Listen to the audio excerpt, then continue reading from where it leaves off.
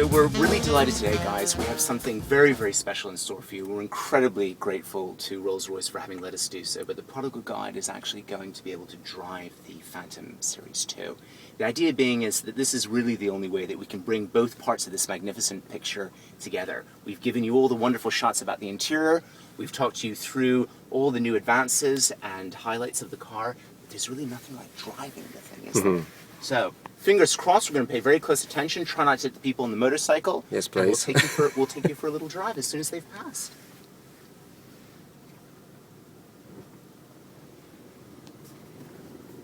And we're off, folks. You've often perhaps wondered what it's like to drive a yacht, a barge. Calling this a barge would probably not be fair play, but a luxury yacht, I'd argue it probably is. So I think one of the first things that you definitely notice, and I think Andre was very clear about saying this, is you have to be conscious that you're driving in a right-hand drive car. So customarily we're far further over on the side, but we're trying here as well not to clip the curbs, not to do anything too abrupt that might lead us to an early end of drive. So what's the sense like? Well, I think the point is that this is very, very effortless. Here we're in a seatway. So the cars that come. Friend Andre will tell us when we're ready to go. But so far, the steering feel and the overall ride in and of itself is exactly as you would expect. Absolutely magnificent, effortless, true sense of luxury. Now, we of course were kind of laughing about this beforehand, but launching the car in an area which has roads as tight and as winding as this represents a clear challenge to the drivers and everybody else involved. But the lights and the view and the Capistel Hotel is so magnificent, how could they resist?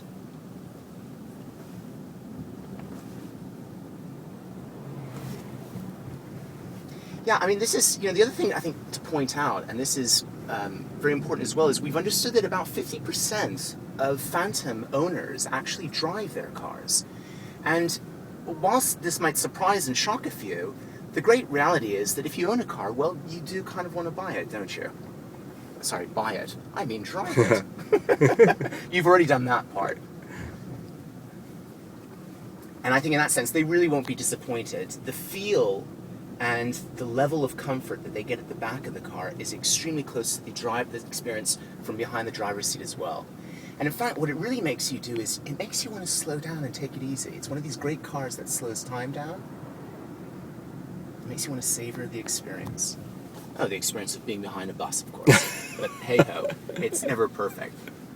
Now, Andre, understandably, next to me is a little bit nervous, but that's okay. We're going to try and calm him down as the more we go on. No, it's okay. It's really. Okay? I'm very confident. That's great. He's more confident than I am. So the interesting part, of course, about driving this car is using your sight lines. It's trying to figure out where the edges of the car are. This is a rather large vehicle. Nigel, how long is it? This car is just under 6 meters long. Just under 6 meters long. And Andre, I wanted to ask you, when you drive the car, what are you looking at to help you place it on the road? Because placing, I think, is a more accurate word than driving it.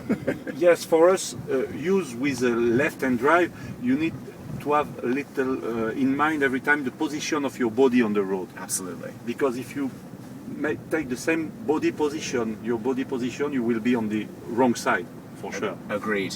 And with a car that's how wide, Nigel? That may be an issue. How wide is the car?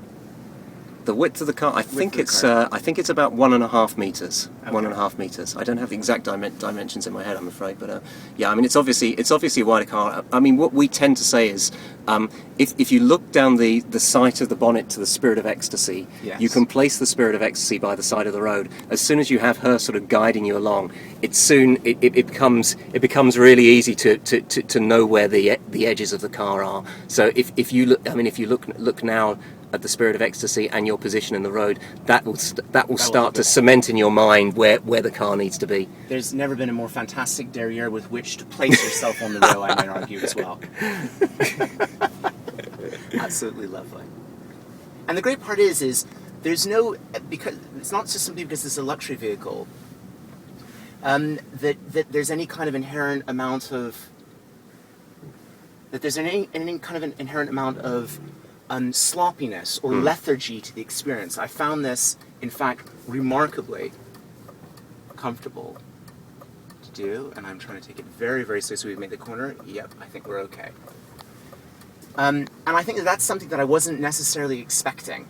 So I think that you as a passenger and even as a driver, you're relatively insulated from the experience, but it's never that you're out of touch with what the car is doing.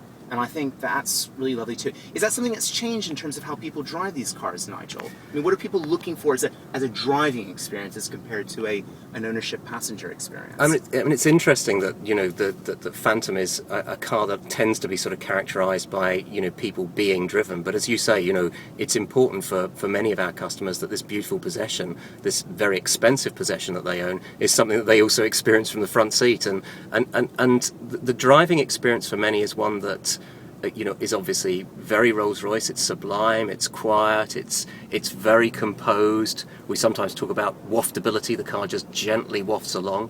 And as you were saying, you know, you don't want to hurry, you don't want to rush. It's certainly not a sporty car. But having said that, there are many of our customers who've asked for a slightly more dynamic Rolls-Royce. We don't do sporty at Rolls-Royce, of course.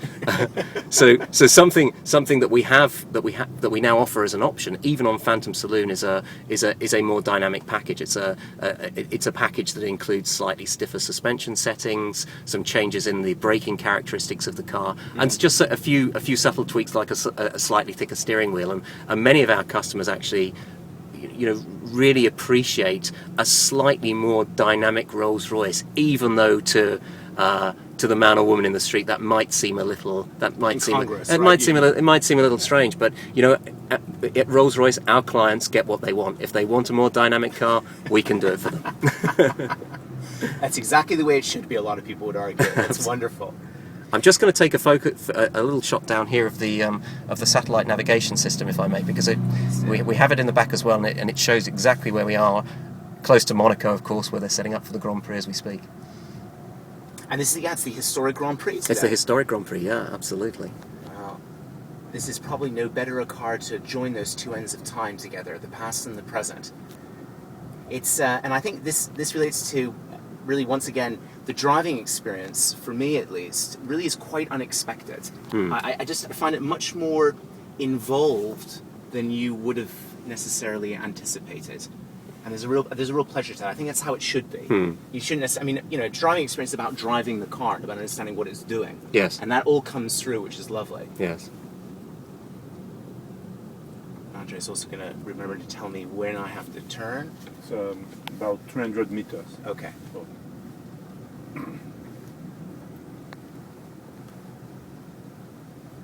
So it's the first, I guess, straight six driving experience in a V12 Phantom. It certainly is, and it's one that I will never, ever forget.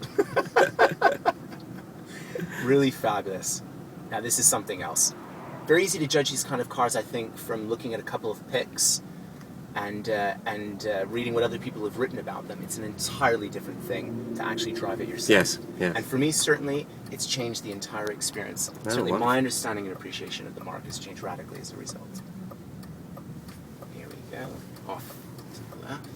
What And you we- also feel is the size of the car do not disturb you when you drive it.